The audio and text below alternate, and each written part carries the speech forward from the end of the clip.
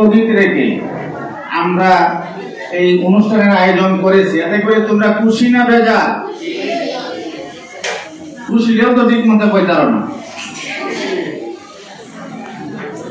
যাই হোক, আমাদের হাতে আজকে সুবর্ণ সুযোগ ছিল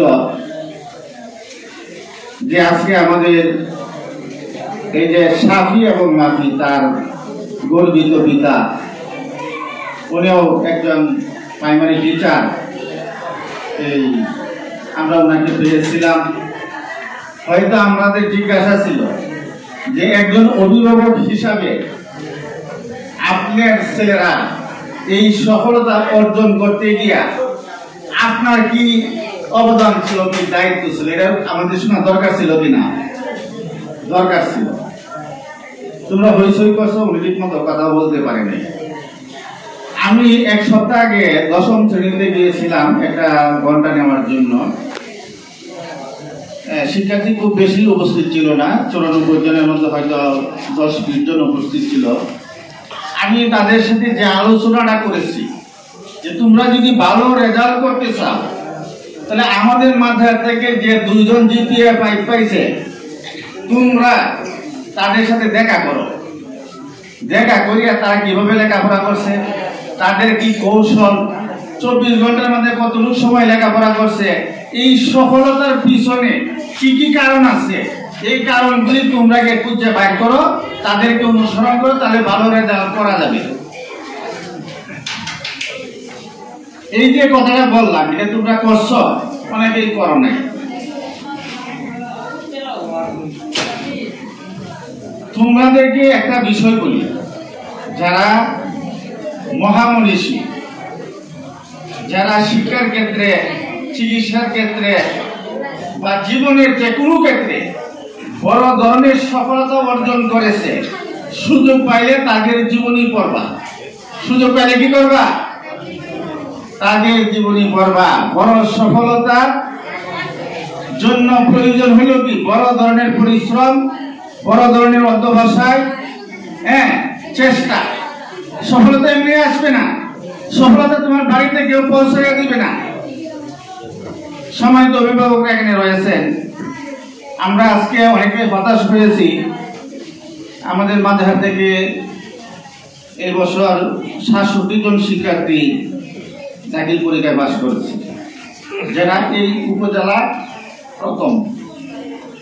3 মাদ্রাসা মিলে 67 জন পরীক্ষায় দিয়েছে না। আমাদের পরীক্ষার্থী ছিল 95 জন টোটাল। সেকেন্ড পর্যায়ে এই করিমগঞ্জ উপজেলা 16 মাদ্রাসার মধ্যে উর্দিদি মাদ্রাসা ছিল, তাদের পরীক্ষার্থী ছিল 70 জন। যে মাদ্রাসা সেকেন্ড হয়েছে আমাদের থেকে কতজন কম?